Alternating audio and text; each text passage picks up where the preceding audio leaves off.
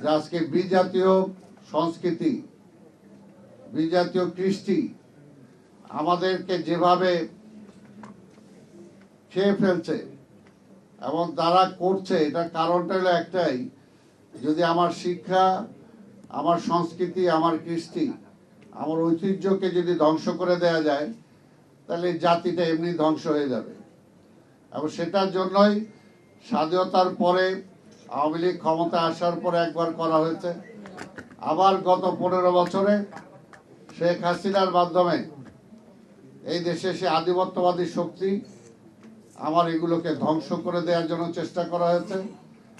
আমাদের রাজনীতিবিদ থেকে শুরু করে শিক্ষার্থীকে বলি, সাংবাদিক বলি, পেশাজীবী বলি, এমনকি মসজিদের ইমাম পর্যন্ত বলি, সবার চরিত্র হনন করা হয়েছে। একটা দেশের যদি এই সমস্ত যারা পিলার, একটা রাষ্ট্র যেগুলোর উপর দাঁড়িয়ে থাকে, আজকে বিচারপতিদের কিভাবে চরিত্র হনন করা হয়েছে, আজকে দেখেন সেই কাজে একটা রাষ্ট্রকে ধ্বংস করার জন্য যা যা করা দরকার সবই করা হয়েছে। তো সেগুলোকে যদি ভবিষ্যৎ প্রজন্মের দিকে আমরা তাকিয়ে আছি, কিন্তু আজকে এই ভবিষ্যৎ প্রজন্ম আমরা দেখেছি তারা বলে we hate politics, I hate politics.